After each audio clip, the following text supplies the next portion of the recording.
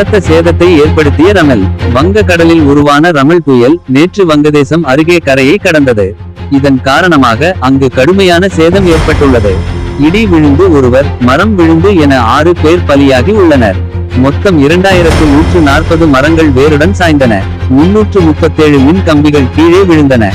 2 லட்சத்துக்கும் அதிகமான மக்கள் வீடுகளில் இருந்து வெளியேற்றப்பட்டு முகாமில் தங்க வைக்கப்பட்டுள்ளனர். விஜய் உடன் கூட்டணி சேர விருப்பமில்லை. நடிகர் விஜய் தொடங்கி இருக்கும் தமிழக வெற்றி கழகம் கட்சி குறித்து கேள்வி எழுப்பும்போது எல்லாம் சீமான் வரவேற்று பேசுகிறார். அவருடன் கூட்டணி அமைக்கப்படுமா என்ற கேள்விக்கு விஜயிடம் கேளுங்கள் என்றார். இதனை நாம் தமிழர் கட்சியின் நிர்வாகிகள் விரும்பவில்லை என்று தகவல் வெளியாகிறது. என்றைக்கும் தனித்து போட்டி என்ற கொள்கையின் படியே கட்சியை அண்ணன் வழிநடத்த வேண்டும் என்று அவர்கள் கோரிக்கை வைக்கின்றனர். சங்கர் படத்திற்கு நோ சொன்ன சத்யராஜ். லோகேஷ் கனகராஜ் இயக்கத்தில் ரஜினி நடிக்க உள்ள புதிய படத்திற்கு கூலி என பெயரிட்டுள்ளது. இந்த படத்தில் ரஜினி அவரது நண்பராக சத்யராஜ் நடிக்க உள்ளார். இந்நிலையில் ரஜினி நடித்த சிவாஜி படத்தில் வில்லனாக நடிக்க சத்யராஜ் சங்கர் அணுகியதாகவும் ஆனால் நடிக்க மறுத்து விட்டதாகவும், அதே நேரத்தில் தற்போது லோகேஷ் இயக்கம் கூலி படத்தில் மற்றும் நடிக்க ஒப்புக்கொண்டதாகவும் தகவல் வெளியாகி உள்ளது. திருப்பூர் லாரி மோதி 7 வயது சிறுமி பலி.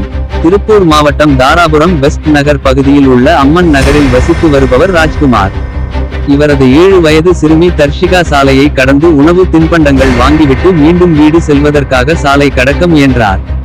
அப்போது மேற்கு நோக்கி வந்த லாரி எதிர்பாராத விதமாக மோதியதில் சம்பூர் இடத்திலேயே சிறுமி பரிதாபமாக நேற்று உயிரிழந்தார். லாரி ஓட்டுநர் விசாரணை மேற்கொண்டு வருகின்றனர். திருப்பூர் மாவட்ட செயற்குழு கூட்டம்.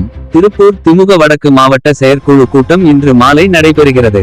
மாவட்ட கழக அலுவலகத்தில் தெற்கு தொகுதி சட்டமன்ற உறுப்பினர் செல்வராஜ் தலைமையில் நடைபெறும் இந்த கூட்டத்தில் வடக்கு மாவட்ட, மாநகர தலைமை செயற்குழு, பொதுக்குழு உறுப்பினர்கள், ஒன்றிய, நகர, பேரூர், வடக்கு கலக்க செயலாளர்கள், பிரதிநிதிகள் கலந்து கொள்கின்றனர்.